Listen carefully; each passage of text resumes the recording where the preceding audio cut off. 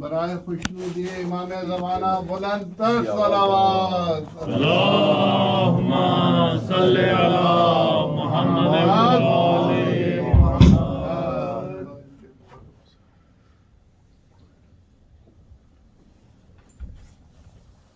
رحم اللہ من قرأ الفاتحہ.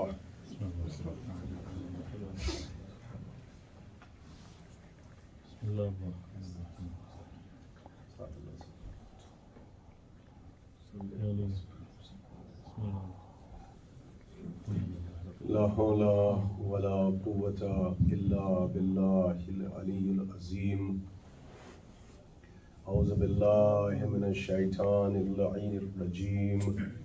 بسم الله الرحمن الرحيم.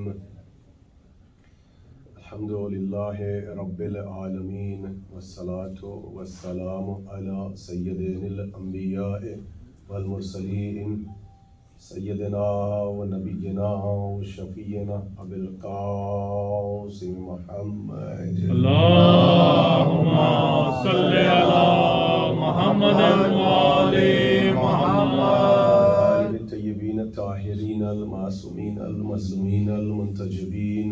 أما بعد فقد قال الله تعالى في كتابه المبين وهو أصدق الصادقين وقوله الحق. بسم الله الرحمن الرحيم. إنا أعطيناك الكوثر فصل لربك وانحر إن شانئك هو الأبتر. صلوات. اللہم صلی علی محمد و آل محمد. جس سلسلے مجالس کا آغاز ہوا تھا یہ اس سلسلے کی ہماری آخری تقریر ہے جسے آپ حضرات سماعت فرما رہے ہیں. شہزادی عالم سلام اللہ علیہ ہمارے تمام پڑھنے والوں کو، سننے والوں کو، حوصلہ افزائی فرمانے والوں کو، شرکت فرمانے والوں کو دنیا اور آخرت میں اجر عظیم عطا فرمائے. حضرات موضوع مجلس بھی خزانہ عالیہ میں محفوظ ہوگا جس کے ذیل میں اپنے معروضات کو ثواباً اور تبرکاً اختصار کے ساتھ آپ حضرات کی خدمت میں بیان کرنے کی سعادت حاصل کر رہا ہوں. کل گفتگو یہاں تک پہنچی تھی کہ عالم اسلام میں ایک طبقہ پیدا ہوا، ایک نظریہ پیدا ہوا، اور یہ آواز وہاں سے اٹھی کہ جہاں سے کل کبھی کہیں حقیقی اسلام چلا تھا اور وہاں پر اب مصنوعی اسلام پایا جاتا ہے. اور وہ یہ کہتے ہیں کہ مانو بس اللہ کو، پکارو بس اللہ کو، تعظیم بس اللہ کی، احترام بس اللہ کا. اور اللہ کے ساتھ ساتھ جو اللہ والوں کا احترام کرتا ہے، ان کی تعظیم کرتا ہے، ان کو پکارتا ہے، ان سے توسل کرتا ہے، ان کا احترام کرتا ہے، یہ ان کے کافر، مشرک، بے دین اور بدعتی ہونے کی علامت ہے. اور خاص معروضات آپ کی خدمت میں پیش کروں گا. شہزادی آپ سب کو سلامت رکھیں. ہمارے دوست احباب موجود ہیں. تو یہ اصل میں آواز وہاں سے اٹھی کہ جہاں سے کل کبھی کہیں حقیقی اسلام چلا تھا اور وہاں پر مصنوعی اسلام پایا گیا. اور کل ہم نے یہاں پر اپنے بیان کو روکا تھا کہ حالانکہ اللہ نے روز اول ہی فرشتوں کو آدم کے سامنے جھکوا کے بتا دیا یہاں تعظیم بس اللہ کی نہیں ہوگی بلکہ اللہ کے ساتھ ساتھ اللہ والوں کی تعظیم بھی ہوگی. اور اللہ والوں کے ساتھ ساتھ اللہ کے ساتھ ساتھ اللہ والوں کو ماننا یہ عقیدہ مطابق قرآن بھی ہے، مطابق عقل بھی ہے، مطابق شریعت بھی ہے. اور اللہ کے ساتھ ساتھ اللہ والوں کو ماننا یہ شرافت کا تقاضا ہے. اور شرافت ہی کا نام شیعت بھی ہے.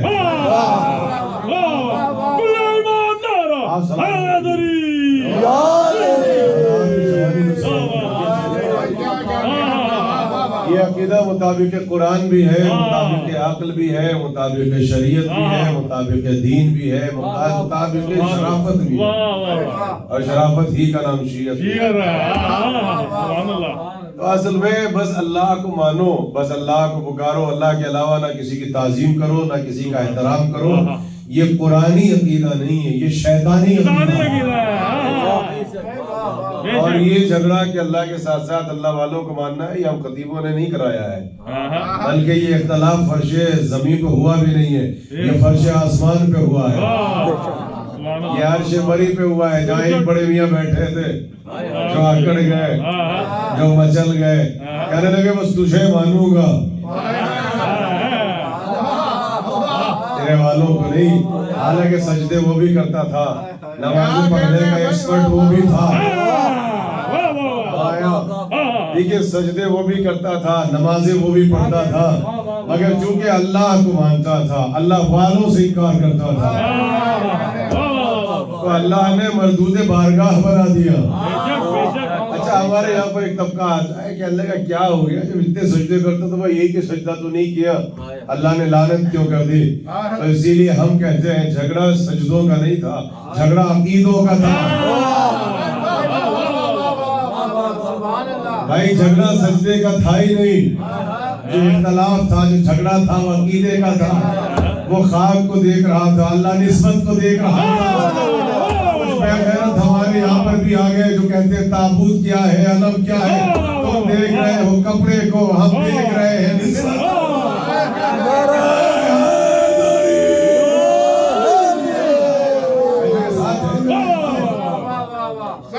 تو کچھ بے غیرت ہمارے یہاں بھی پیدا ہو گئے جو کہتے ہیں علم کیا ہے، فریضہ کیا ہے، تابوت کیا ہے۔ اور سنیے گا کون کہتا ہے وہ عبادت دے کر رہا تھا؟ بھائی جملہ سنیے گا، میں شیطان کی عبادتوں کو خطابت کی ٹرمینالوجی میں آپ کی خدمت میں پیش کروں گا۔ وہ عبادتیں نہیں تھی، وہ خلافت کا انویسٹمنٹ تھا۔ وہ جو شیطان سجدے کر رہا تھا، وہ جو عبادت کر رہا تھا، نہیں پہنچے آپ، وہ عبادتیں نہیں تھی، وہ خلافتوں کا انویسٹمنٹ تھا۔ اچھا ہوا بیٹی نہیں تھی، ورنہ وہ بھی کمپین چلانے آ جاتی۔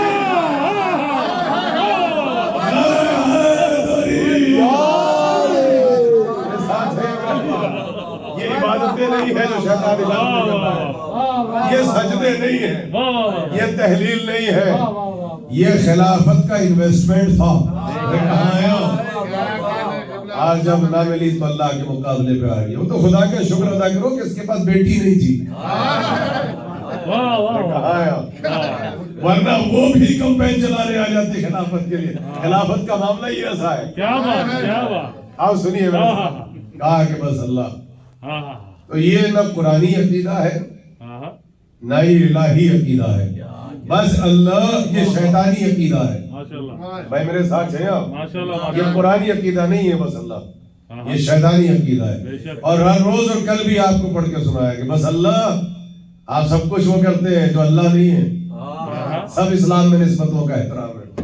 اب یہ دین کیا ہے اور دین کے تقاضے کیا ہے، یاد سنیے گا۔ اب اللہ نے دین کو بھیجا اور اللہ نے اپنے نمائندوں کو بھیجا جو صبح قیامت تک مشیت کے مطابق اس دین کو نافذ کریں گے۔ اب اللہ نے تو دین بھیجا، مشیت کے نمائندے دین لے کر آئے۔ اب آیت آئی قرآن کی، سنیے کیا بس اللہ کافی ہے؟ بس اللہ کافی ہے تو آیت آئی، میرے حبیب اب ان سے کہیے، اب ان سے کہیے آپ کہ ہم اس دین کی کوئی اجرت نہیں مانگتے، کوئی اجرت نہیں ہے۔ ہمارے دین کی اجرت یہ ہے کہ ہمارے قرابت داروں سے محبت کرو۔ وَاللَّهُ أَسْأَلُكُمْ عَلَيْهِ أَجْرًا إِلَّا الْمَوَدَّةَ فِي الْقُرْبَى۔ بھائی نیا نقطہ لے کے جائیے، بالکل کھولے جگر آپ کی خدمت میں پیش۔ دین اللہ کا ہے، قانون اللہ کا ہے، نظام اللہ کا ہے، کانسٹیٹیوشن خدا کا ہے۔ دین کا لانے والا الہی نمائندہ وہ پروفٹ جس کا انتخاب اللہ نے کیا۔ یہ سنیے اب جب اتنے دن سے ہم یہ تبلیغ سن رہے تھے، مانو بس اللہ کو، پکارو بس اللہ کو، تعظیم بس اللہ کی، احترام بس اللہ کا، محبت بس خدا سے، اور یہ جو کچھ ہو رہا ہے اللہ کے علاوہ، جو تعظیم ہے، جو احترام ہے، جو توسل ہے، یہ تمسک ہے، یہ سب کفر ہو رہا ہے، یہ سب شرک ہو رہا ہے، یہ سب بدعت ہو رہا ہے۔ تو ہم نے علم کی اینک لگا کے قرآن پڑھا کہ اب اللہ اپنے حبیب سے یہ کہے گا کہ میرے دین کی اجرت یہ ہے کہ اللہ سے محبت کرو۔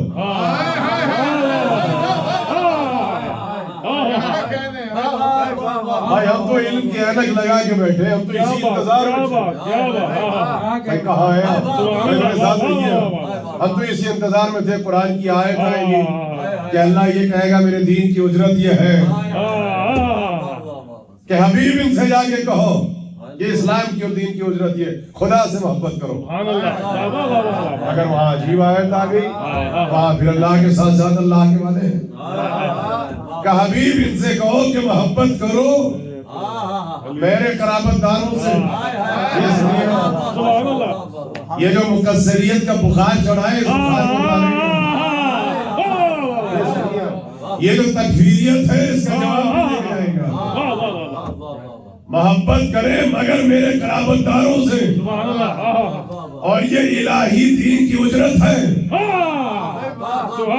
اب یہاں دو سوال ہیں، کس سے محبت کرے؟ کہ محبت علی سے کرو، محبت فاطمہ سے کرو، محبت حسن سے کرو، محبت حسین سے کرو۔ بھائی میرے ساتھ ہے تو ہمارا سوال ہے، آپ کی آواز آ رہی تھی کیوں علی خدا ہے؟ بھائی کیوں محبت کرے؟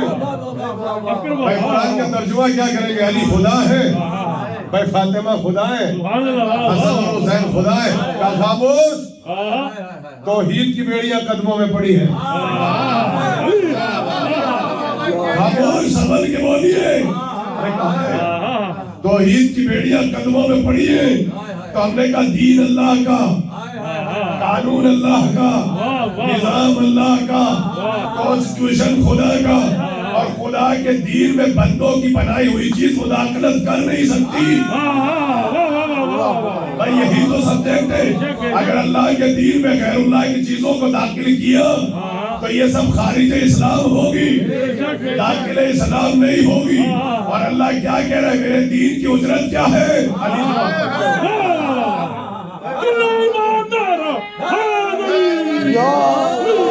بھائی مودت کس کی مانگی؟ زہرا کی مودت، حسن اور حسین سے محبت کرو، آل رسول سے محبت کرو۔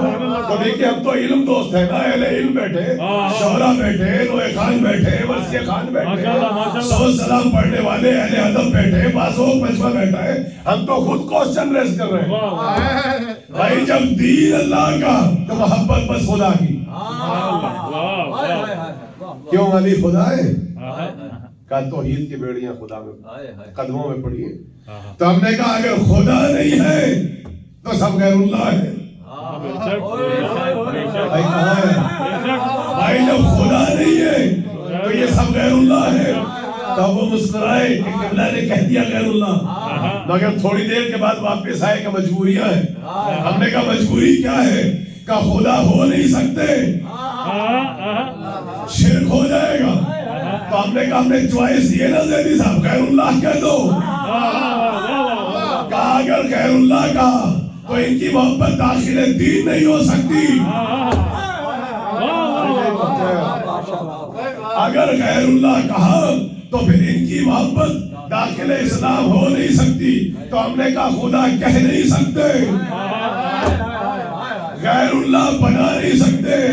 تو اب ایک چیز تو راستہ ملا کہ نہ تو خدا ہے نہ خدا کے غیر ہے، بلکہ ان کی محبت خدا کی اپنی محبت ہے۔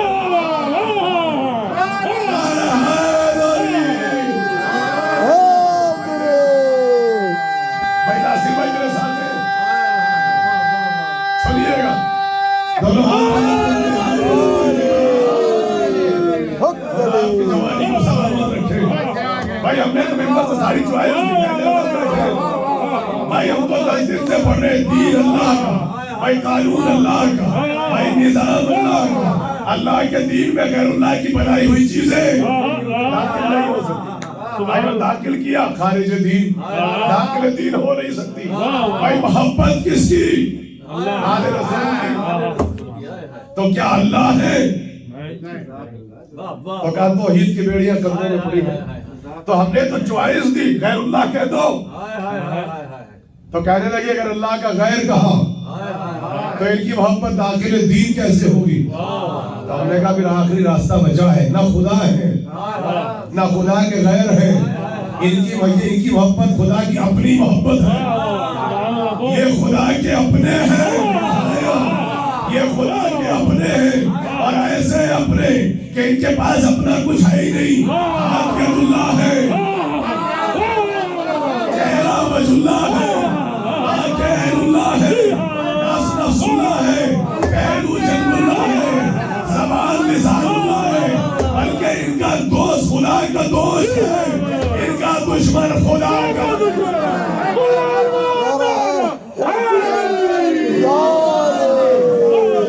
سلامت رکھے، خدا آپ کو سلامت رکھے. ان کے پاس اپنا ہے کیا؟ سب کچھ تو خدا کا ہے.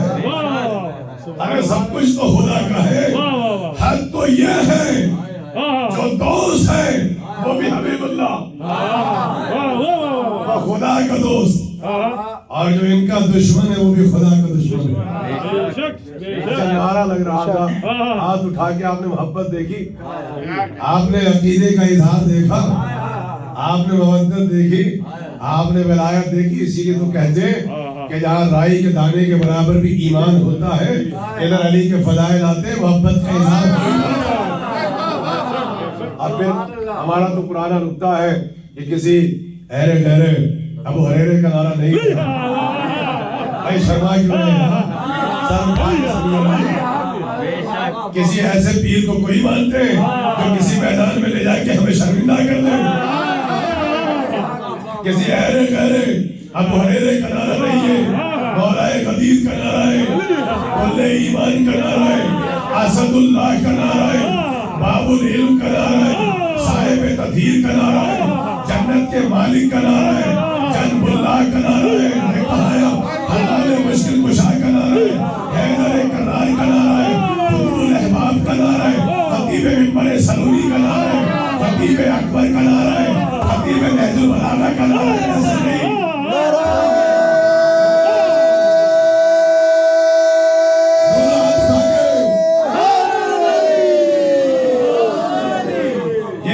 ایسے ویسے ابو ہریرے کا نعرہ نہیں ہے، اسد اللہ کا نعرہ ہے، باب العلم کا نعرہ ہے، جنب اللہ کا نعرہ ہے، حیدر کرار کا نعرہ ہے، حلال مشکل کشا کا نعرہ ہے، خطیب منبر سلوی کا نعرہ ہے، خطیب نہج البلاغہ کا نعرہ ہے، قطب الاحباب کا نعرہ ہے. کہاں پہ بیٹھے ہیں؟ خطیب دعوی سلوی کا نعرہ ہے، دروازے علم کا نعرہ ہے، رائے تو رجل ان کے مصداق کا نعرہ ہے، ثابت قدم امام کا نعرہ ہے، شرف الایمان کا نعرہ ہے، ثابت قدم ایمان کا نعرہ ہے، علی ابن ابی طالب کا نعرہ ہے، غالب کل غالب کا نعرہ ہے، فاتح خیبر کا نعرہ ہے، قاسم النار وجنہ کے رسال کا نعرہ ہے، کل ایمان کا نعرہ ہے، من کنتو مولا کا نعرہ ہے، عین اللہ کا نعرہ ہے، وجہ اللہ کا نعرہ ہے، لسان اللہ کا نعرہ ہے، جنب اللہ کا نعرہ ہے. ہم سنو گے اس کا نعرہ ہے جو انگوٹھی پھینکتا تھا تو ولایت منگواتا تھا، روٹیاں دیتا تھا تو سورے منگواتا تھا.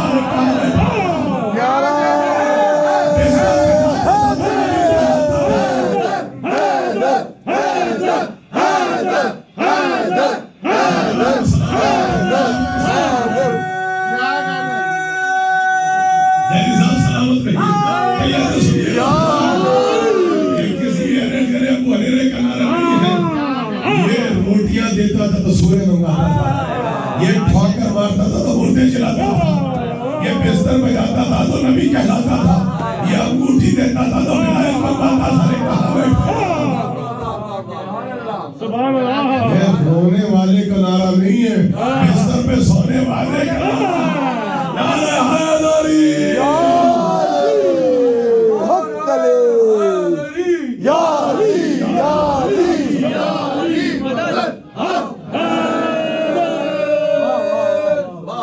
یہ خطیب منبر سلونی کا نعرہ ہے. آپ سمجھ گئے نعرے کیوں لگاتے ہیں؟ آپ جانتے ہیں یہ لا پتہ کا نعرہ نہیں ہے، یہ لا فتح کا نعرہ ہے.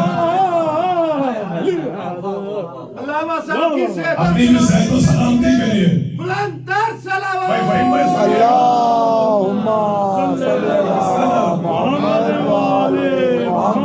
یہ خطیب منبر سلونی کا نعرہ ہے.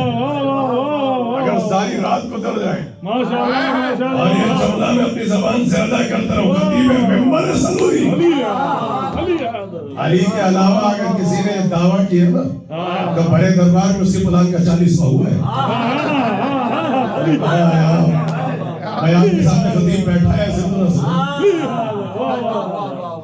یہ وہ دعویٰ ہے کہ اگر ممبر میں بیٹھ کے کسی نے دعویٰ بھی کر دیا اس کا دل اس ہی ہوگا تو اس کے پلان کا 40واں ہوا آپ کو پتہ ہے نا علی کے علاوہ یہ دعویٰ سے نہیں دیتا کسی کو ورنہ رسوا ہو جاؤ گے اور اللہ ذلیل بھی پھر عورتوں کے ذریعے کرواتا ہے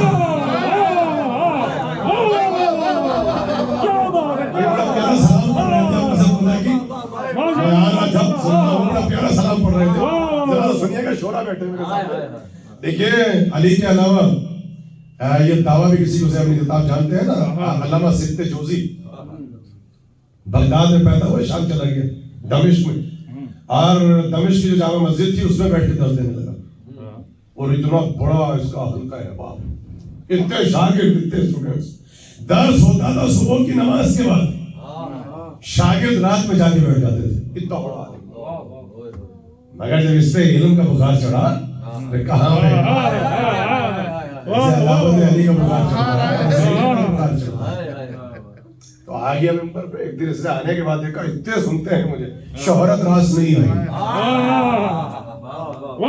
شہرت راس نہیں آئی ممبر پہ آیا شاگردوں کو دیکھا کہنے لگا سلونی سلونی قابلان طبقے دونی پوچھ لو مجھ سے اس سے پہلے کہ تمہارے درمیان سے کہاں بیٹھا ہے دمشق کی جامع مسجد میں بس میں تو فضائل پڑھوں گا روز کہتا ہوں میں نہیں پڑھوں گا ڈاکٹر ذاکر نالائق مجھ کے فضائل سنائے گا بھائی خطیب الایمان بیٹھے ہوئے تھے کیلکٹا کے ممبر پہ اور وہ ہر مجلس کا خیبر پڑھتے تھے ہر مجلس کا خندق پڑھتے تھے کچھ بیٹھے ہوئے تھے جو نعروں کو سنتے تھے تو ان کے سر میں درد ہو جاتا تھا وہ آگے مجلس کے بعد خطیب الایمان کے بعد کا مجلس تو بہت اچھی ہوتی ہے مگر آپ یہ بتائیے خیبر و خندق کب تک پڑھیں گے کا کتنے برس کے ہوگا 70 برس کا ابھی تک فضائل سمجھ میں نہیں آئے یعنی خیبر خندق کب تک پڑھیں گا سن جب تک بچے پیدا ہوتے رہیں گے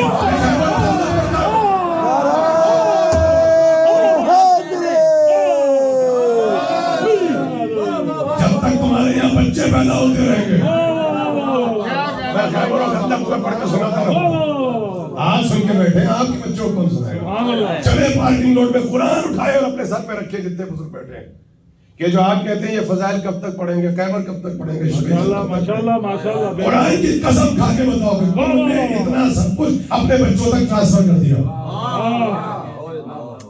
پھر دعویٰ کیجئے کہ کب تک سنائیں گے آپ نے تو ذمہ داری ادا نہیں کی اور جب ہم پڑھ کے سناتے ہیں تو آپ سے برداشت چڑھ گیا بخار عداوت علی کا کہنے لگا بھائی سنو سلونی سلونی پوچھ لو اس سے پہلے تو آئے درمیان سے اڑ جاؤ سنا واقعہ نکتہ سنیے وہ ایک عورت وہاں پہ علی کی چاہنے والی رہتی تھی اللہ اکبر سے حق کا احترام کرتے ہیں اس نے سنا وہ آ گئی کہا کہ یہ دعویٰ میرے مولا کے علاوہ کسی کو زیب نہیں دیتا دعویٰ واپس لے کہا نہیں میرا دعویٰ ہے کہا دیکھ لے پھر اجازت ہے کہ پوچھ لوں کہا پوچھے گی کیا نماز کے مسائل وضو کے مسائل اللہ اکبر جو تحریک ہمارے یہاں آئی ہے اب اس کو کیا پتا یہ علی کے فضائل سن کے بیٹھی ہے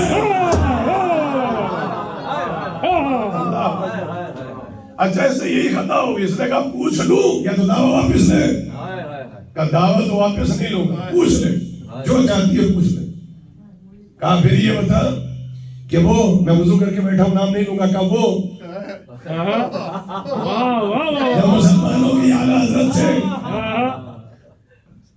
یہ مرے کہاں تھے اب یہ نہیں کہ یہ مرنا کیوں کہا جب یہ نبی کو مردہ کہتے ہیں کہا کہ مدینے میں کہا کہ 3 دن تک میت پڑی رہی اور کسی مسلمان نے دفن نہ کیا اور آخر میں یہودی اٹھا کے لے گئے علی کہاں تھے اس وقت کہا علی مدینے میں تھے کہا پڑھ کے آیا ہے علی مدینے میں تھے کہ مدینے میں تھے؟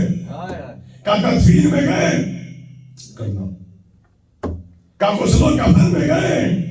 کہا نہیں. نماز پڑھائی علی نے؟ کہا نہیں پڑھائی. کہا جب سلمان فارسی مرے،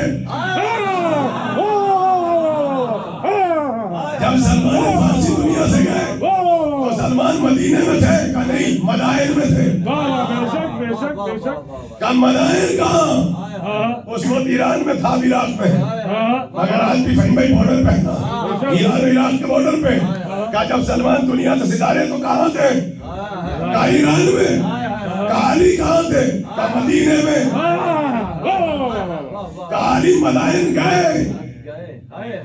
کہا مدائن تو گئے، غسل بھی دیا، کفن بھی پہنایا، نماز بھی پڑھائی. کہا میری سمجھ میں نہیں آتا، سلمان صحابی وہ خلیفہ، وہ مدینے میں، سلمان مدائن میں، پتہ خطا کس کی؟ اب اگر علی کو بلا گئے تو خلیفہ راشد تو خسا اسلام گیا، اس کو مسلمان کہے تو سوال اٹھے گا علی نہیں تھے تو صحابہ نے دفن کیوں نہ کیا؟ جب کوئی جواب نہ ملا کبھی دائیں دیکھا، علماء سے پوچھا ہے جواب؟ سر جھکا لیا. بائیں دیکھا، اس دن سے عادت پڑی ہے،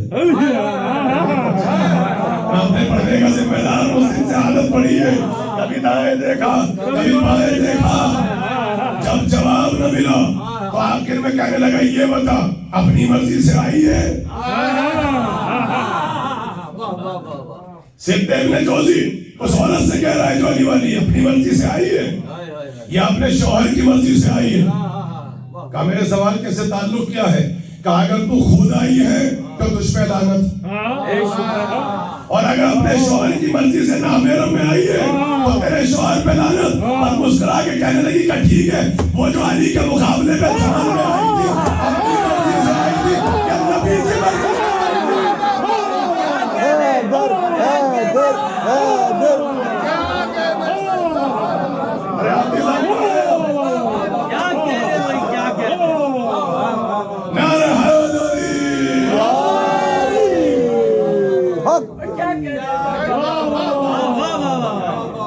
کہتے ہیں علی کے مقابلے پہ آؤگے تو بڑے پلان بھرے دربار میں 40 پاؤ گا. اللہ ذلیل بھی کراتا ہے تو عورتوں سے کراتا ہے. کہا مجھ پہ لعنت بعد میں کرنا، پہلے یہ بتا وہ جو آئی تھی، وہ جو آئی تھی. اب جملہ کہ تو جیسے ہی سنا، آپ نے عربوں کا لباس دیکھا ہے، وہ ایک کپڑا سر پہ ڈالتے ہیں اور ایسے ردا ان کے دوش پہ ہوتی ہے. اس نے وہ رومال اتارا، ردا کو سر پہ ڈالا اور برقع پہن کے وہاں سے نکل گیا. آپ سمجھ میں آیا یہ لال مسجد کا جو برقع ہے بڑا پرانا ہے.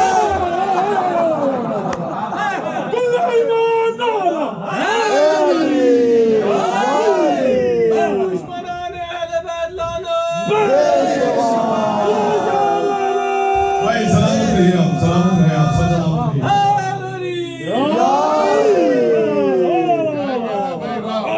علی کے مقابلے پہ نہیں رہی.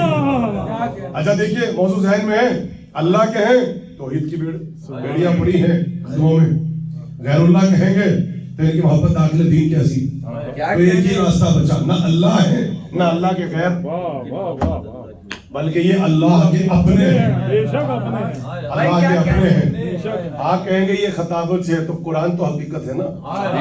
اچھا جو بدذوق ہے نا انہوں نے ایک نیا راستہ نکال لیا ہے ہماری بات کے وزن کو ہلکا کرنے کے لیے. کہنے لگے ممبر پہ خطابت کر رہے تھے، ان کو قرآن پتہ ہے خطابت کا تعلق ادب سے ہوتا ہے، اس کا تعلق ذوق سے ہوتا ہے.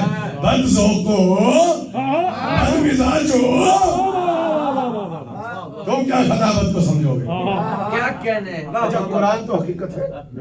آئیے آج ہے قرآن میں پڑھ کے سنا دیتے ہیں. ان کی محبت نہ اللہ ہے، بعض میرے ساتھ ہیں، نہ اللہ کے غیر ہیں، بلکہ یہ اللہ کے اپنے ہیں.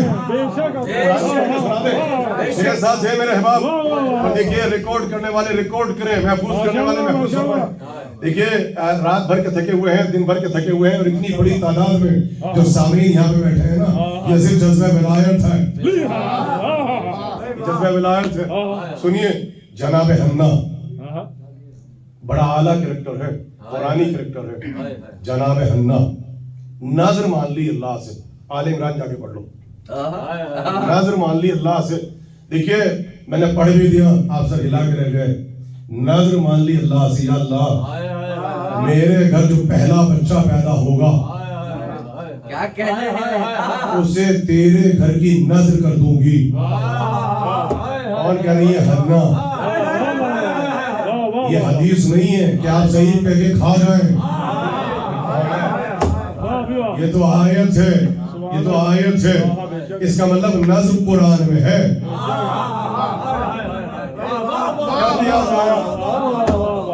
جی ٹی اے والوں نے لفظ نظر پہ ہاتھ نہیں اٹھایا, جملہ ضائع کر دیا. اس کا مطلب نظر قرآن میں ہے. اب کہاں ہے یہ کونڈوں کی نظر کہاں لکھی ہے؟ اور جملہ سنو, یہ کونڈوں کی نظر ہے, کنڈوں کی سمجھ میں نہیں.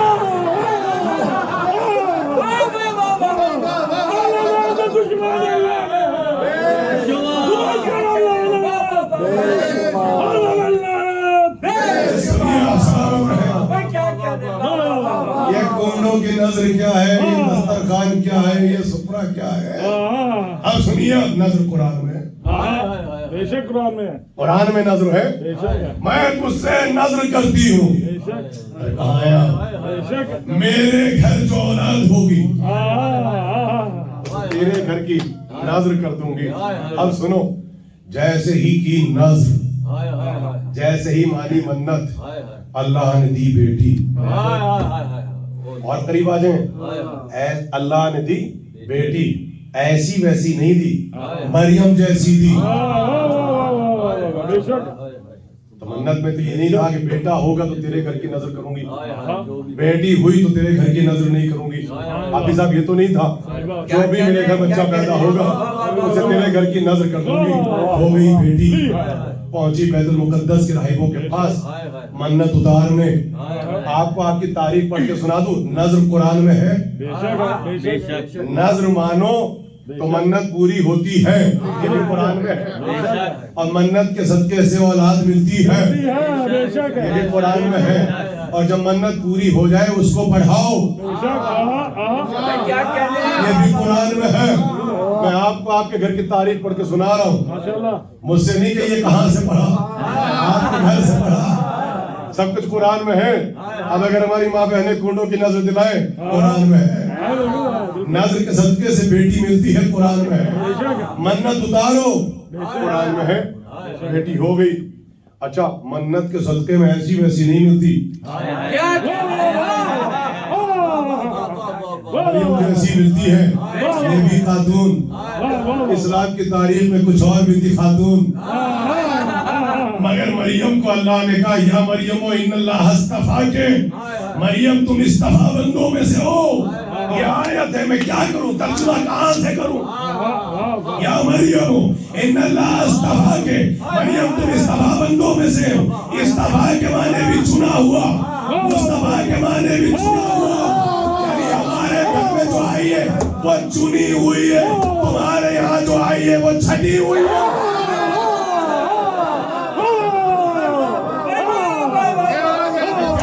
کروں بھائی, میرے پاس الفاظ نہیں ہے. آیت ہے قرآن کی, منت کے صدقے سے جو ملی اللہ نے اس کو کہا یہ چنی ہوئی ہے, یہ اصطفا بندوں میں سے, وہیں سے اصطفا ہے, وہیں سے مصطفیٰ ہے. ہمارے یہاں جتنے ہیں سب چنے ہوئے ہیں, تمہارے یہاں جتنے ہیں سب چھٹے ہوئے ہیں. یہ ترجمہ یہی ہے. پہنچ گئی, بچی کو لیا, نام کیا ہے, مریم. قرآن پڑھ کے سنا رہا ہوں. وہاں بیت المقدس کے راہب بیٹھے ہوئے تھے. میرے احباب سنیے, آیت بھی پڑھ کے سناؤں گا, آیت بھی پڑھ کے سناؤں گا.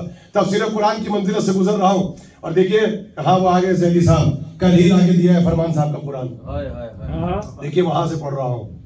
کل جیسی مجلس ختم ہوئی تو میرے بڑی مدتوں سے میں تلاش کر رہا تھا فرمان صاحب کا وہ قرآن کہ جس میں شرح بھی تھی اور حاشیہ بھی ہے, اور وہ قرآن ہندوستان میں دستیاب نہیں تھا. تو کل پارکنگ روڈ میں کھڑا تھا, علم کے نیچے قسم خدا کی, اور توسل کیا, اسی میں قرآن آیا. اور وہی قرآن ہے جس قرآن کی مجھے تلاش تھی. جا کے زیدی صاحب سورہ آل عمران پڑھ لیجئے گا, یہی لکھا ہوا ہے. جا کے پڑھ لیجئے, قرآن پڑھ کے سنا رہا ہوں. راہب بیٹھے ہوئے تھے, بیت المقدس کے راہبوں کے پاس پہنچی, کہا اس بچی کی کفالت کون کرے گا, کون پالے گا اس بچی کو. راہب بھی جو بیٹھے تھے وہ علماء میں سے تھے, جہلا میں سے نہیں تھے. لوہے کے قلم سے توریت لکھ رہے تھے, توریت کے نسخوں کو لکھ رہے تھے, توریت کی شرح کو لکھ رہے تھے. سب میں بحث اٹھی تو سب کہنے لگے ہم کفالت نہیں کر سکتے. کہا کیوں؟ کہ استفا بندوں میں سے ہیں. بھائی ایسے نہیں پڑھوں گا. کہنے لگے ہم کفالت نہیں کر سکتے, ہم نہیں پڑھ سکتے. استفا بندوں میں سے ہیں. پاک و پاکیزہ ہے, طاہرہ ہے, معصومہ ہے. معصوم کا کفیل غیر معصوم نہیں ہوتا.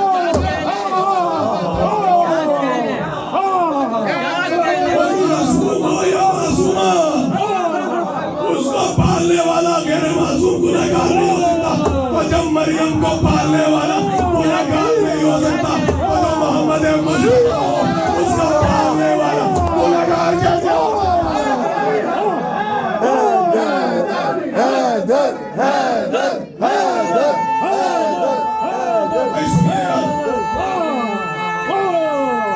یہ قرآن پڑھ کے سنا رہا ہوں.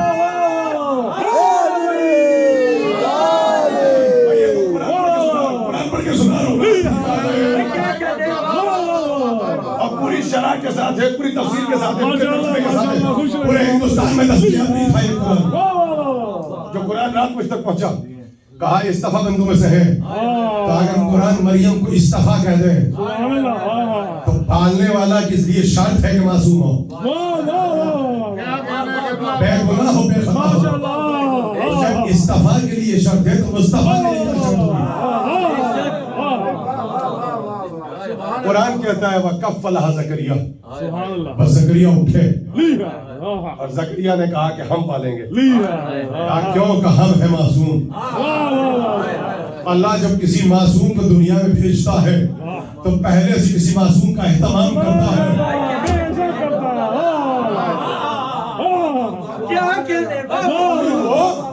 جی ٹی اے میں ایک اور کلپ بنے گا, ابو طالب کو معصوم کہہ دیا. کس نے کہا 14 معصوم ہے, 14 صاحب منصب ہے. صاحب منصب 14 ہے. بے فرشتوں کو کیا کہو گے, ملائکہ کو کیا کہو گے, انبیاء سے کیا کہو گے. اور نبی بھی ایسے ایسے کندھے پہن کے اولا ہوا تھا. اچھا, ایک چھوٹا سا معصوم بچہ مجلس میں رو رہا تھا, کسی نے ڈانٹا, ڈانٹنا نہیں, معصوم ہے. اللہ اکبر, آپ کے گھر پیدا ہوا بچہ معصوم ہو سکتا ہے. فرشتے معصوم ہو سکتے ہیں, اور جن سے ترک اولا ہو رہا ہے وہ معصوم ہو سکتے ہیں. صاحب عہدہ, صاحب منصب 14 ہے. بے شک, بے شک, صاحب منصب 14 ہے. جن کے لیے آئے تطہیر آ جائیں یہ وہ ہیں, اور جن کے لیے آئے تطہیر آ جائیں وہ جن کی حفاظت کی ذمہ داری لے لیں, جن کی ضمانت وہ لے لیں. جن کے لیے آئے تطہیر آئی ہے, رسول ہے, وَكَفَّلَهَا زکریا, زکریا اٹھے گا ہم پالیں. جناب مریم آ گئی. اب سنیے گا, بیت المقدس کے حجروں میں رکھ دیا. بھائی تھک تو نہیں گئے, بیت المقدس کے حجروں میں رکھ دیا, حجروں میں رکھ دیا. ابھی قرآن پڑھ کے سناؤں گا تاکہ جو چپ بیٹھے ہیں ابھی وہ بھی تو بولیں. میں چاہتا ہوں آپ سے سامع نہ رہیں, آپ سے ذاکر بھی بنیں. ابھی قرآن پڑھ کے سنائیں گے. بھی کہاں پڑھ کے سنائیں؟ بیت المقدس کے حجروں میں. فہیم بھائی ایک حجرہ مختص کر دیا, وہاں پہ جا کے مریم کو رکھ دیا. جناب زکریا کفالت کر رہے ہیں. جب جاتے تھے تبلیغ کے لیے تالا لگا دیتے تھے, چابی اپنے جھبے میں رکھتے تھے. یہی لکھا ہے قرآن میں, تفسیر جا کے اٹھائیے. کہا کیوں؟ اندر معصومہ ہے, باہر نہ ہے, باہر والا اندر نہ جائے. جب شام میں واپس آتے تھے جناب زکریا, آپ سنیے قرآن, جب انٹر ہوتے تھے وَكُلَّمَا دَخَلَ عَلَيْهَا زَكَرِيَّا الْمِحْرَابَ. اب پڑھ کے سنا رہا ہوں قرآن تاکہ آپ خطابت نہ کہیں. وَكُلَّمَا دَخَلَ زَكَرِيَّا الْمِحْرَابَ, جب زکریا داخل ہوتے تھے مریم کے حجرے میں, مریم کی محراب میں, وجد عندها رزقا, آگے کیا دیکھتے تھے؟ وہاں پہ فریش کھانا رکھا ہوا ہے, تالا لگا ہوا ہے, بچی چھوٹی ہے باہر آ نہیں سکتی, باہر والا اندر جا نہیں سکتا, چابی نبی کے پاس. علیہ زکریا المحراب, زکریا شام میں آتے تھے, محراب مریم میں داخل ہوتے تھے, وجد عندہا رزقا, تو وہاں کیا دیکھتے تھے؟ تازہ کھانا رکھا ہوا ہے, فروٹس رکھے ہوئے ہیں, میوے رکھے ہوئے ہیں. اچھا چپ نہیں بیٹھے, کہنے لگے قال یا مریم انا لکی ھذا, مریم بتاؤ یہ رزق آیا کہاں سے ہے؟ بات پوچھ لیا, یا مریم انا لکی ھذا, بتاؤ یہ رزق, یہ کھانا, یہ غذا آئی کہاں سے؟ تو کہنے لگی قالت هو من عند اللہ, یہ جو کھانا آیا ہے نا, سورہ مبارک آل عمران پڑھ رہا ہوں, یہ میرے اللہ کی طرف سے آیا ہے, یہ کھانا میرے خدا نے بھیجا ہے. ان اللہ یرزق من یشاء بغیر حساب, اللہ جس کو دیتا ہے بغیر حساب کے دیتا ہے. بزرگوں نے جو مثال بنائی ہے نا وہ قرآن سے بنائی, اللہ جس کو دیتا ہے چھپر پھاڑ کے دیتا ہے. دروازہ بند ہے اور رزق آ رہا ہے, تو بزرگوں کی مثالیں بھی جہالت پہ مبنی نہیں ہے, بزرگ معرفت توحید ہے. ان اللہ یرزق من یشاء بغیر حساب, اللہ جس کو دیتا ہے بغیر حساب کے دیتا ہے. بھائی روز کھانا آ رہا ہے, بھائی روز میوے آ رہے ہیں, فروٹس آ رہے ہیں. مریم کا بچپنا اللہ کے گھر میں, چھٹک پن اللہ کے گھر میں, جوانی اللہ کے گھر میں, ذکر اللہ کے گھر میں, فکر اللہ کے گھر میں, سجود اللہ کے گھر میں, سلام اللہ کے گھر میں, قیام اللہ کے گھر میں, ذکر اللہ کے گھر میں, فکر اللہ کے گھر میں, تحلیل اللہ کے گھر میں, تنزیل اللہ کے گھر میں, تقدیس اللہ کے گھر میں, تحلیل اللہ کے گھر میں.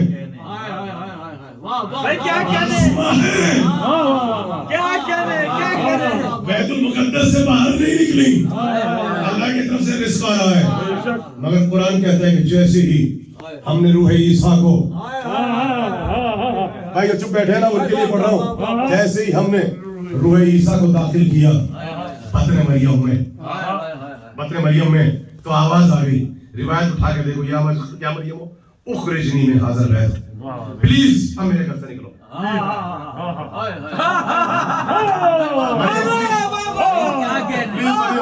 استفا بندوں میں سے ہو, ارے کہاں ہے آپ, مطہرہ ہو, بدول ہو, ارے کہاں ہے آپ, کہاں ہے آپ, استفا بندوں میں سے ہو, بدول ہو, طاہرہ ہو, صدیقہ ہو, معصومہ ہو, معصوم کی ماں بھی ہو. مریم پلیز پلیز مریم, ابھی ہماری مصلحتیں ہیں, ہماری حکمتیں, پلیز اب باہر نکلو. کیوں نکلے باہر؟ اس لیے کہ عبادت خانہ ہے, کوئی ولادت خانہ کوئی ہے. کہاں ہے وہ کمپیئر کرانے والے, آؤ نا. بھائی زیدی صاحب قسم خدا کی کھڑے ہو کے سنیں گے آپ, بھائی پلیز دیکھیے پہلے ٹائٹل سنیں. معصومہ ہیں آپ, بطول ہیں آپ, صدیقہ ہیں آپ, معصومہ ہیں آپ, معصوم کی ماں ہیں آپ, صاحب شریعت نبی کی ماں ہیں آپ. مگر ہم کیا کریں, یہ تو عبادت خانہ ہے, کہاں بیت الولادہ, بھائی ولادت خانہ تو ہے نہیں, باہر نکلے. اچھا مریم بھی باہر نکل گئی, مریم باہر نکل گئی. یا اللہ اب جملہ سنو, یا اللہ یا تو ایسے نازک موقع پر مریم کو اپنے گھر سے نکالا نہ ہوتا, میں لے جاؤں ہوتا, بس یہیں پہ پہلے سامان رکھوں گا. یا اللہ,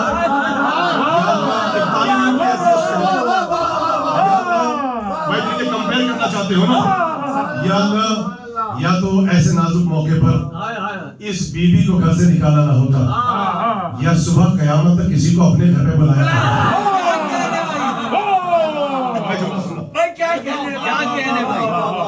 کہنے لگے نہ, میں مریم کو نکالوں گا. کیوں نکالوں گا؟ عیسیٰ پیدا ہوگا, مریم میرے گھر میں رہ رہی ہے. مریم میرے گھر میں ہے, جب پیدا ہوگا ٹھیک ہے میرا نبی, لیکن اگر میرے گھر پہ پیدا ہو گیا تو اس کے ماننے والے کہیں گے کہ ایک فضیلت میں عیسیٰ علی کا جیسا, عیسیٰ علی کا جیسا,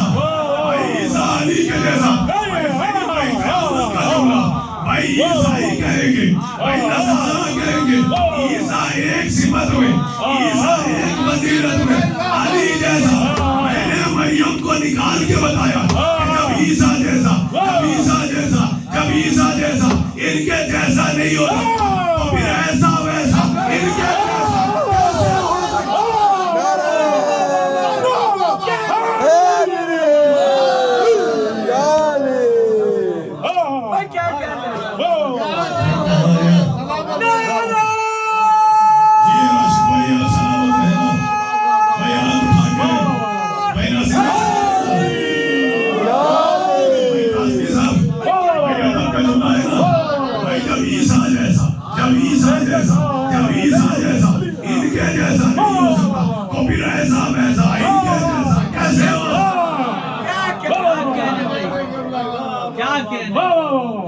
نکالیں گے.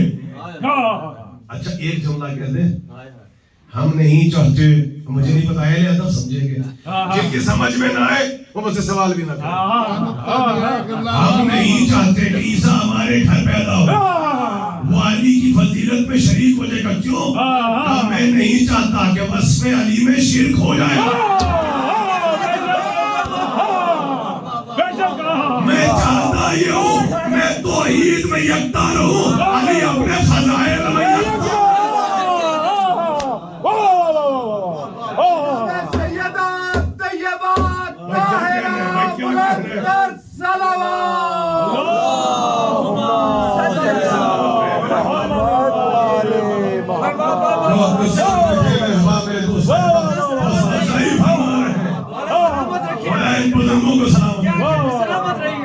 میں چاہتا ہوں جیسے میں توحید میں یکتا ہوں ویسے علی اپنی فضیلت میں یکتا رہے.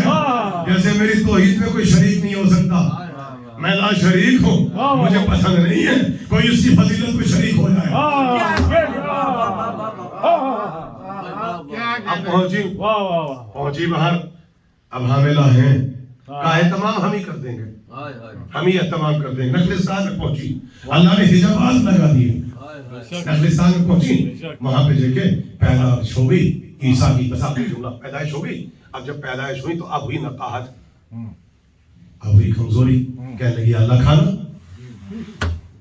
اچھا مانگ کون رہا ہے؟ ایمان سے بتاؤ جس کو ڈیلی مل رہا ہو. ساری فطرت سامنے رکھیے اللہ. بھائی آپ بتائیے جب ڈیلی آ رہا ہے اور دونوں وقت آ رہا ہے, تازہ آ رہا ہے بالکل, اور ایسا دینے والا کہ تالا لگاؤ تو چھت پھاڑ کے دوں گا. اب تو سچا ہے, اب تو نقاہت ہے, اب تو کمزوری ہے, پلس معصوم کی ماں ہے. کہنے لگی اللہ کھانا. کہنے لگا محنت کرو گی تو دوں گا, محنت کروں گی دوں گا. بھائی یہ میرا اپنا جملہ تھا. کیوں؟ کبورا کھجور کا درخت, وہاں تک جانا تمہارا کام, وہاں تک جانا تمہارا کام. اس کو ہلانا, کھجوروں کا موسم نہیں تھا, خرموں کا موسم نہیں تھا, ہاتھ لگاؤ, مس کرو, تازہ خرما دینا میری ذمہ داری, ارشادوں کو جھکانا میری ذمہ داری, توڑنا تمہاری ذمہ داری, آدھا کام تمہارا آدھا ہمارا. یعنی وہ آیت ہے جس سے رزق ملتا ہے, لیکن ساتھ میں اللہ نے میسج بھی دیا پہلے حرکت بھی تو کرو, حرکت میں برکت ہے.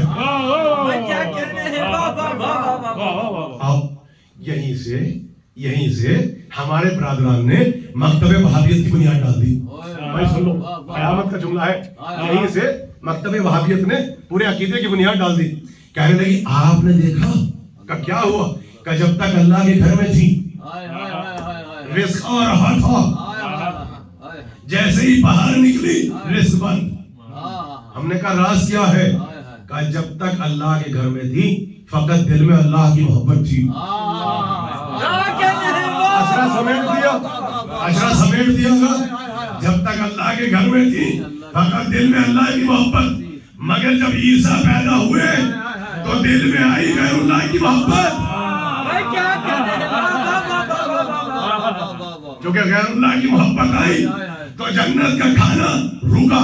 ہاں رزق خدا نے دیا مگر جنت کا کھانا رکا. کہا سنو بھائی بس اللہ مانو, بس اللہ کو تعظیم, بس اللہ کی, غیر اللہ کو نہ ماننا, اللہ کے علاوہ ان سے محبت نہ کرنا, اللہ کے علاوہ ان سے محبت نہ کرنا. جنت سے آتا ہوا کھانا رکا. ہم نے کہا ٹھیک ہے, اگر غیر اللہ کی محبت ہو جنت کا کھانا رکتا ہے تو مسلمانوں بتاؤ اس بیوی کا کیا ہوگا جو 3 دن اللہ کے گھر میں رہی, مہمان بن کے رہی, علی گود میں رہے. بھائی علی گود میں رہے, علی گود میں آئے. آپ سب نے لکھا جنت سے کھانا آیا, جنت سے ساقی کوثر کے لیے پانی آیا.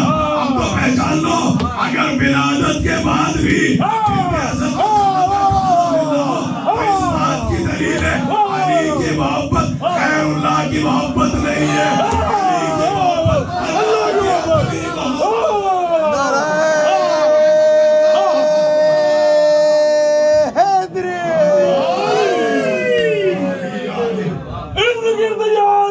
چگرد مرتضی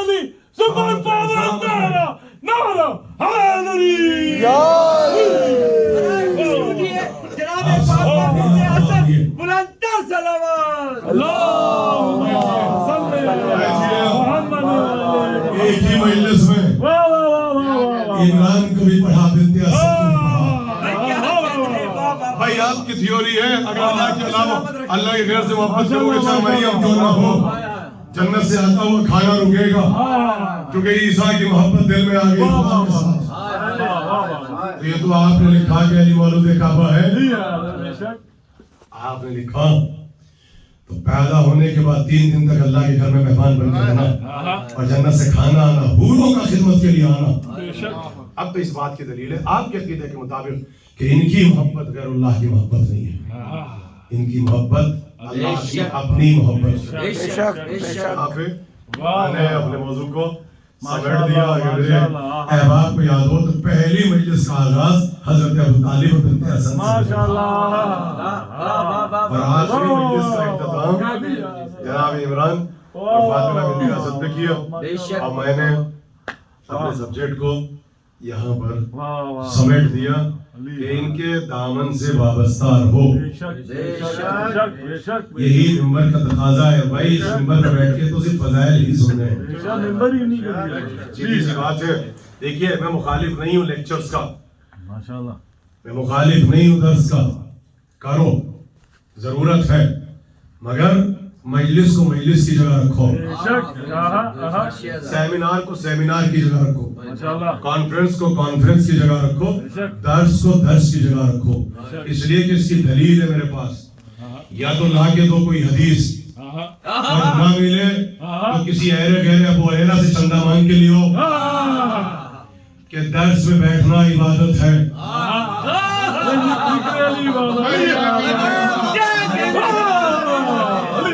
اور نہ ملے تو میں 70 حدیثیں دیتا ہوں. مجلس میں آنا عبادت ہے, مجلس میں بیٹھنا عبادت ہے. اور سنو اب پریکٹیکل دلیل لے جاؤ. مجلس میں زہرا آتی ہے, کیا درس میں زہرا آئے گی؟ درس میں زہرا آئے گی. دلیل سنو. کہنے لگے محرم کے عشرے میں غسل کے مسائل سکھاؤ, محرم کے عشرے میں, چہلم کے عشرے میں وضو کے طریقے سکھاؤ. اور تمہیں شرم نہیں آتی, مجھے غیرت آتی ہے. جب اناؤنسمنٹ ہوتا ہے مجلس سے سب سے پہلے آتی ہے زہرا. میں زہرا کو بٹھا کے وضو کا طریقہ سکھاؤں گا. چاہے امام زمانہ آتے ہو, جہاں سید سجاد آتے ہو, وہاں آپ ان کو مسائل شریعہ اور فریہ پڑھ کے سنائیں گے. اس کو اس کی جگہ پہ رکھیں. مخالف نہیں ہوں, میں نے پہلے ہی کہا درس کو درس کی جگہ پہ رکھیں, ضرورت ہے. سیمینار کی جگہ رکھیں, ضرورت ہے. ہماری مجلس میں بھی آخری مجلس میں کیوں اے ہوتا ہے, کوسچن آنسر سیشن, اس کو اس کی جگہ پہ رکھیں, لازم ہے. لیکن جب آپ نے کہا مجلس تو سب سے پہلے آتے ہیں چوتھی امام. جب آپ نے کہا مجلس تو سب سے پہلے آتی ہے زہرا. تو زہرا آتی ہے علی کی ولایت سننے, زہرا آتی ہے فدق کا مقدمہ سننے, زہرا آتی ہے اپنے زخموں کا مرہم لینے کے لیے. تو ممبر پہ بیٹھ کے وہ پڑھنا ہے کہ کل اگر حجت خدا امام زمانہ آ جائے اور مجلس ہو اور وہ خطیب کو اٹھائے تو مجھے ایمان سے قسم کھا کے بتاؤ کہ حجت خدا کے سامنے کیا پڑھ کے سناؤ گے. اور یہ سن لیں آپ جب حجت خدا آئیں گے مجلس تب بھی ہوگی. یہ مرثیہ خان بیٹھے ہیں, مرثیہ تب بھی ہوگا, درس نہیں ہوگا, درس نہیں ہوگا, مرثیہ ہوگا. یہ بیٹھے شورا, قصیدے ہوں گے, سلام ہوگا. اور اس کی دلیل ہے امام رضا موجود ہیں, دیوبند آ گئے کہ ممبر پہ جاؤ. کہ کیوں؟ کہ مرثیہ خان یہاں بیٹھے گا, عزادار یہاں بیٹھے گا. امام کی موجودگی میں ائمہ کے زمانے میں بھی مرثیہ ہے, سلام ہے, قصیدے, ثنا ہے. تو آج ان کی ایبسنس میں بھی جب مجلس کو ہو تو وہ سناؤ کہ اگر کل امام زمانہ آ جائے جو ان کے سامنے پڑھ سکتے ہو. مگر برا نہیں مانیے گا, ہر چیز کی ضرورت ہے, ہر چیز کی ضرورت ہے آپ کی قوم کو. ریزیڈنٹ عالم اسی لیے ہوتے ہیں کہ آپ کو وضو سکھائیں, آپ کو غسل سکھائیں, آپ کو طہارت سکھائیں, آپ کو سلیقہ سکھائیں. مگر ہم جو وزٹرز آتے ہیں جو سال بھر کی محنت لے کر آتے ہیں، جو ہم تحقیق کی منزلوں سے گزرتے ہیں، ہم جو ریسرچ کرتے ہیں، ہمارا سبجیکٹ ہوتا ہے، تو ہم آپ کے وہ چیزیں آپ کو نہیں پڑھ کے سنائیں گے جو میں اپنے سینٹر میں ایز اے ریزیڈنٹ آدمی پڑھ کے سناتا ہوں. کیا کہنے بابا بابا. میں پھر آپ کو ولایت پڑھ کے سناؤں گا، فلسفہ توحید پڑھ کے سناؤں گا، فلسفہ رسالت پڑھ کے سناؤں گا، میں آپ کو عصمت پڑھ کے سناؤں گا، میں آپ کو خلافت پڑھ کے سناؤں گا. یہ میری ذمہ داری ہے اور ان کی ذمہ داری ہے. ہر شے کو اس کے مقام پر رکھیے، اسی کا نام عدل ہے. کیا کہنے بابا بابا. مخالفت نہیں کی کبھی کوئی. میں نے کہا میرے ہر عشرے میں کیوں ہوتا ہے، آخری مجلس میں کانسٹیٹیوشن ہوتا ہے، میرے عشرے کے بعد سیمینار میں خود کرتا ہوں. میں ابھی 5 برس پہلے بابو نے لوایا سب سے بڑا سیمینار امام صادق علیہ السلام کی مناسبت سے میں نے یہاں پہ آرگنائز کیا. اور سو مجلس نہیں پڑھی، سیمینار کرا. مگر جس دن چھٹے امام کی شہادت تھی نیکسٹ ڈے، پھر میں نے اس دن مجلس پڑھی، اس دن سیمینار نہیں کیا. تو ہر شے کو اسی مقام پہ رکھو. یہی علم کا تقاضا ہے. کوئی اختلاف نہیں ہماری کمیونٹی میں، ہم اور آپ علم دوست ہیں. ہر شے کی ضرورت ہے قسم خدا کی، ہر چیز کی ضرورت ہے. بس فیصلہ یہ کرنا ہے کب کہاں کیا پڑھنا ہے. نو مخالفت. میں خود ایک صاحب امامہ ہوں، میرے سر پہ 8 میٹر 9 میٹر کا ماما ہے. قسم خدا کی میرے سے زیادہ درس کون دے گا، مجھ سے زیادہ درس تفسیر کون کرے گا. میرے 22 برس میں جتنے میرے اسٹوڈنٹس ہیں جا کے دیکھیے، سب نمازی ہیں، سب مجلسی ہیں، سب عزادار ہیں. الحمدللہ. جانے کے بعد دیکھیے ہم نے 22 برس نارتھ امریکہ میں کام کیا ہے. بس تہذیب یہ ہے کہاں کب کیا پڑھنا ہے. کوئی ڈیفرنس نہیں، کچھ نہیں. اس لیے کہ میں آخری مجلس میں خدا نخواستہ یہ کہہ کے کہ لیکچر کیوں ہو رہا ہے اور درس کیوں ہو رہا ہے اور مسائل شریعہ اور فریعہ کیوں ہو رہے ہیں اور یہ سب کیوں ہو رہا ہے، کانفرنس کیوں ہو رہی ہے. نہیں، یہ سب وقت کی ضرورت ہے، لیکن مقتضیات زمان کے تقاضے کیا ہے اسی کو پہچاننا. یہ فرش اعضا آپ کو تہذیب سکھاتی ہے. مجھے بلایا ہے مجلس کے لیے، یہاں بیٹھے چوتھے امام، یہاں زہرا بیٹھی، میں پڑھوں گا فدق، میں پڑھوں گا ولایت. بس میرے زحمت کو تمام کر دیا. آخری مجلس میں انتظامیہ کا، یہاں کے بورڈ آف ڈائریکٹرز کا، یہاں کے ٹرسٹیز کا، خاص طور سے ہمارے برادر عزیز بڑی محبت کرتے ہیں صدر محترم ہمارے چیئرمین جناب مشتاق زیدی صاحب کا انتہائی ممنون اور مشکور ہوں کہ جنہوں نے مجھ جیسے اپنا خطیب کو اس قابل سمجھا کہ میں اپنے ٹوٹے پھوٹے الفاظ کو وسیلہ بنا کے بارگاہ آل محمد میں خراج عقیدت کو پیش کر سکوں. اپنے تمام بزرگوں کا شکر گزار ہوں، اپنی ماں بہنوں کا شکر گزار ہوں، اور یہ نوجوان اور میرے دوست احباب، میرے ساتھی جو مسلسل ساری مجلس سے چھوڑ کے صرف اور صرف حوصلہ افزائی فرمانے کے لیے یہاں جمع کر فرما رہے ہیں. شہزادی آپ سب کو سلامت رکھیں. وسیع اربعین کے سلسلے میں یہ میری آخری مجلس ہے. کل سے یہاں پر دوسرے عشرے کا آغاز ہوگا، اس میں بھی شرکت فرمائیے گا. میں نے کل مسائل یہاں پہ چھوڑے تھے کہ یہ اربعین زینب کی حسرتوں کا نام ہے. دل بھر کے روئیے گا جو جہاں پہ بیٹھا ہے، بڑے سکون سے ماتم کرنا بہت زیادہ ہو چکا ہے. ایک بہن کی حسرت کا نام اربعین ہے. بہن آئی ہے کربلا میں اربعین والی. ابھی نوحہ خانی ہوگی، نوحہ خان حضرات بیٹھے ہیں، قبلہ بھی تشریف لے آئے، قافلہ چلنے لگا. ایک روایت اور علماء پڑھتے ہیں، گھر تک روتے ہوئے جائیں گے. کہتے ہیں شام کی عورتیں کہتی ہیں کہ ہم نے دیکھا ہر روز قید خانے سے آواز آتی تھی، ہائے عباس، ہائے علی اکبر، ہائے قاسم، ہائے محمد. مگر کہا ہم نے دیکھا جب قافلہ شام سے چلا آوازیں بدل گئی، صدائیں بدل گئی.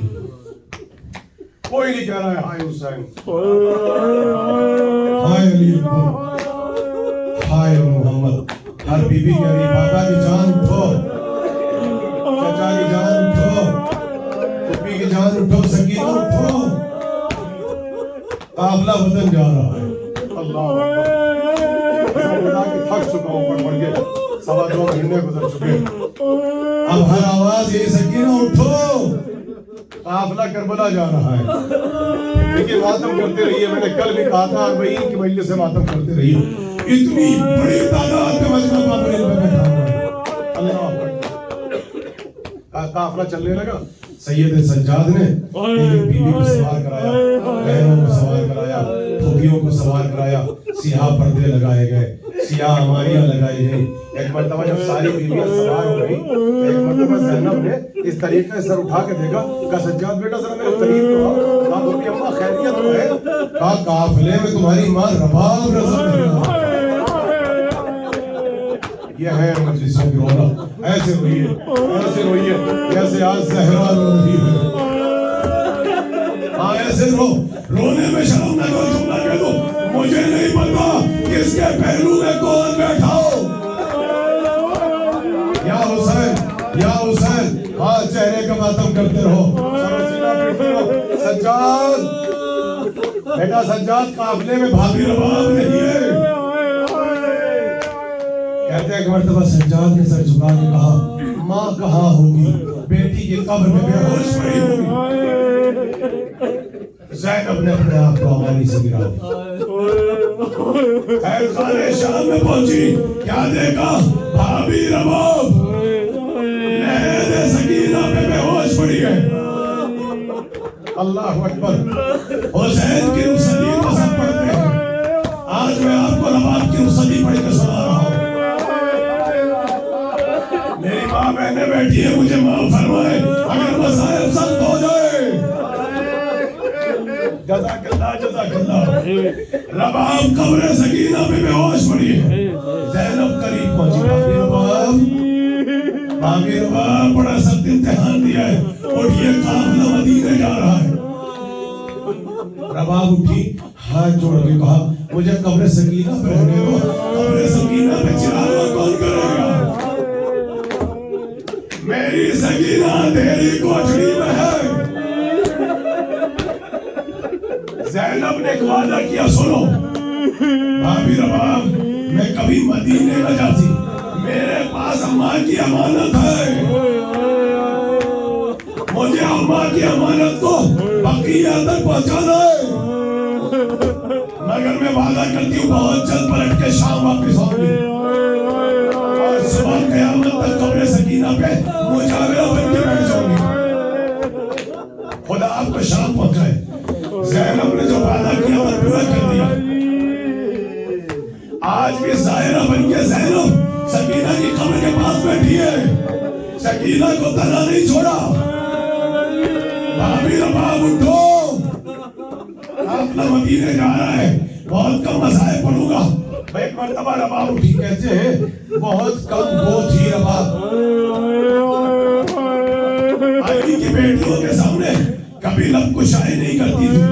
پہلی مرتبہ بولی، ہاتھوں کو چھوڑ لیا اور سر جھکا کے کہا میں اس خاندان کی بہو ہوں، بیٹی نہیں. بیوی آپ کی قربانیاں بہت بڑی ہیں، مگر آپ مدینے چلی جائے. بولے والا سنو، آپ مدینے چلی جائے، آپ کے بچے مارے گئے مگر آپ کا شوہر تو زندہ ہے. اے بیوی میں مدینے جا کے کیا کروں گی؟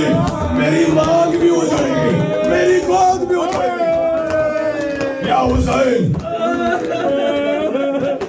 میری مانگ بھی اجڑ گئی، میری گود بھی اجڑ گئی. میں تو 2 بچے لائی تھی، ایک کو کربلا میں سنا دیا، ایک کو شام کے زندان میں سنا دیا. میں مدینے نہ جاؤں گی. سید سجاد آگے بڑھے، مجھے نہیں پتا کیسے دلاسا دیا. رباب کو اٹھایا لے کے چلے. قافلہ چلنے لگا. شام کی عورتیں ہاتھ اٹھا کے کہہ رہی تھی خدا حافظ. کربلا کے مسافروں ہمارا سلام، مدینے کے مہمانوں ہمارا سلام، شام کے قیدیوں ہمارا سلام، خدا حافظ، الوداع. اور زینب ہر بی بی سے کہتی تھی اگر کبھی ادھر سے گزر ہو جائے تو سکینہ کی قبر پہ آ کر بیٹھ جانا، تھوڑا سا چراغا کر دینا. بس آخری جملہ قافلہ جب چلنے لگا نا، جناب زینب نے سید سجاد سے کہا بیٹا مجھے یہ پتا چلا ہے بشیر مدینے سے آیا ہوا ہے. بشیر آیا ہوا ہے. کہاں پھوپھی اماں؟ بشیر شام گئے تھے. کہا بشیر کو بلا لو اور کہو ہمیں کربلا کی سنانی سنائے. یہ ہے زینب کی تمنا، مجلس میں ہمیں کربلا کی سنانی سنائے. بشیر کو بلایا. مرثیہ خان تھا، شاعر تھا، سنا نہیں سناتا تھا. سید سجاد نے شال ازا کو اتارا, بشیر کے گلے میں ڈال دیا, کہا تم آگے آگے چلو, مرثیہ پڑھتے ہوئے, جو کہ سیاہ ماریہ ہے, سیاہ پڑھنے لگے, اور جب سرحد کربلا آ جائے تو ہمیں بتا دینا. آگے آگے بشیر, پیچھے پیچھے قافلہ. ایک مرتبہ بشیر نے کہا سید سجاد میرے مولا سرحد کربلا آ گئی, سرحد کربلا آ گئی. سید سجاد نے سنا, بڑی حسرت سے پھپھی کو دیکھا, کہنے لگے پھپھی کربلا مولا آ گئی, پھپھی کربلا آ گئی. کہتے جیسے ہی زینب نے سنا اپنے آپ کو ہماری سے گرا دیا, ایسے گر کے تو ہمارے چھوڑ دے گا, بھیا بہن آئی ہے, ماتم کرو تمہیں خدا کا واسطہ, بھیا عباس, میں پڑھتا پڑھتا ہے مسائل مر بھی جاؤں, اور میری الوداعی مجلس سے رو لو. پردیس میں بیٹھے ہو نا, پردیس میں بیٹھے ہو نا, نصیب دشمنا کبھی اطلاع آتی ہے نا, دن میں بیٹھے سب نے کسی نہ کسی کا غم اٹھایا, کسی نے باپ کا, کسی نے ماں کا. جب جاتے ہو نا ہندوستان اور پاکستان تو کیفیت کچھ اور ہوتی ہے, اور جب قبر پہ جاتے ہو کیفیت کچھ اور ہوتی ہے. مجھے نہیں پتا, بس اتنا پتا ہے زینب نے ہاتھ جوڑ کے کہا عباس,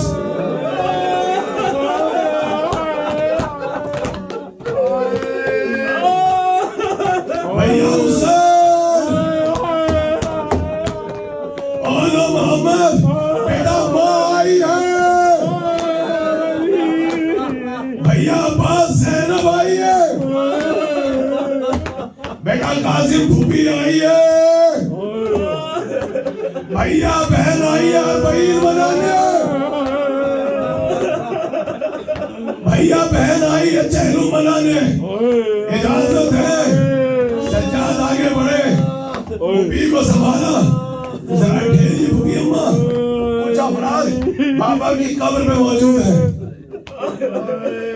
کیا دیکھا, قبر حسین کا پہلا ظاہر جابر ابن عبداللہ الانصاری نہر فرات سے ہوتے ہوئے قبر حسین پہ بیٹھے ہوئے رو رہے ہیں, غلام ساتھ میں ہیں, ماتم کر رہے ہیں. ایک مرتبہ سجاد قریب پہنچے, آہستہ سے کہتے چچا جابر میرا سلام.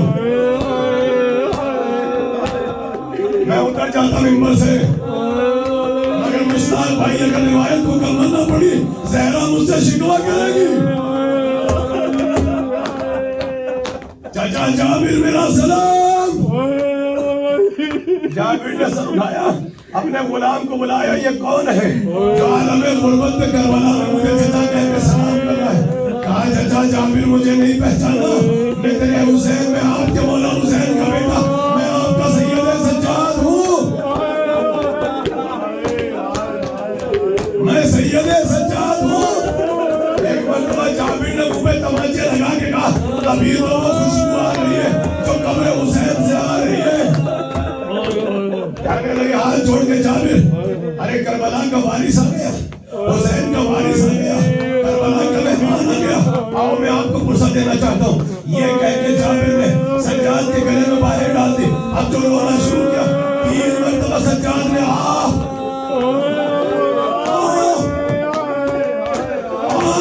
چچا جابر تمہیں میرے حق کا واسطہ میرے گلے سے اپنے ہاتھوں کو ہٹا لو, میرا گلا بہت زخمی ہے.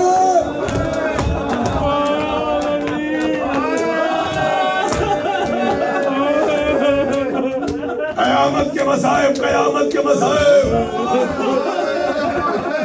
اور بہن کی مجلس سے دل بھر کے رو لو, بہن کی حسرت کا نام ہے بہن.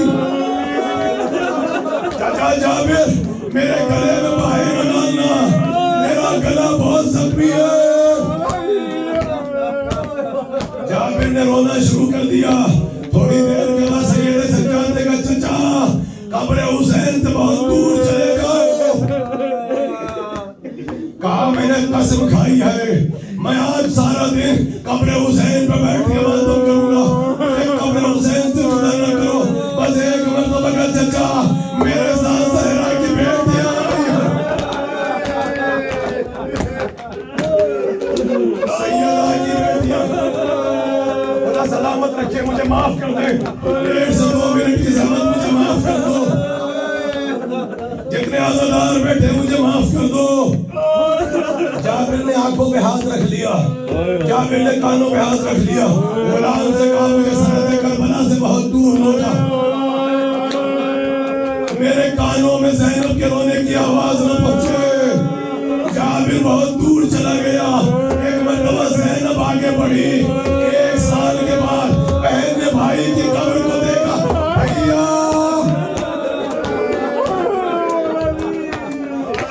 بھیا بہن آئی ہے, مگر ایک جملہ سنو گے بھیا, مجھے عباس سے شرم آ رہی ہے. سکینہ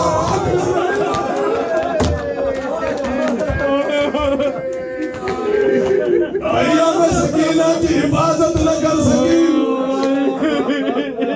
بھیا سکینہ نے سلام بھیجا ہے.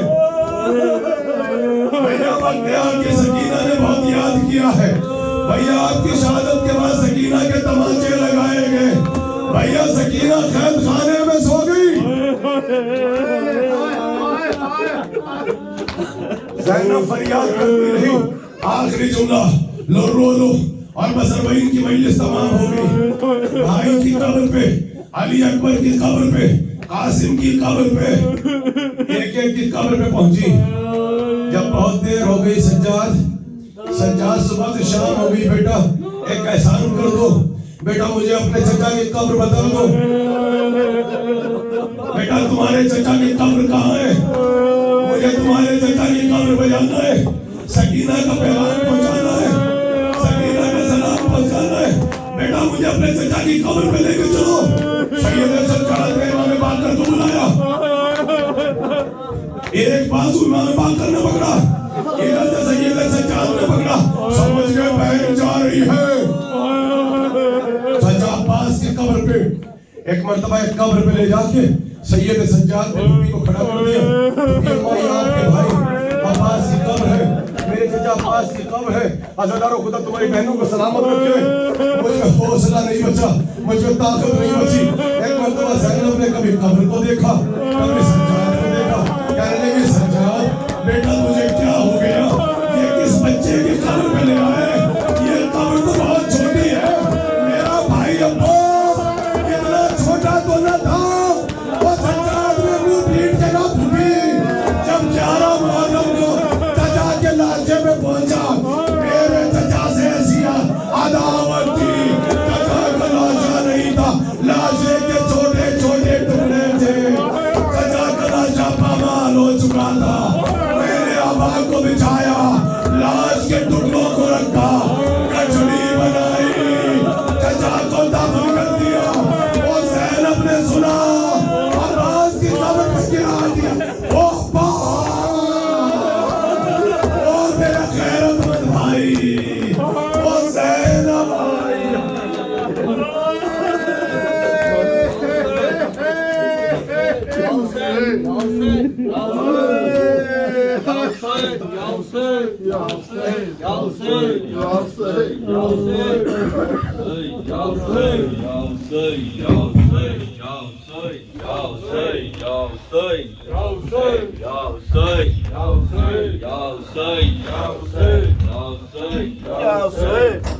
کہا زینب نے یہ رو کر سنبھالو بیویوں چادر, سرے عباس آتا ہے.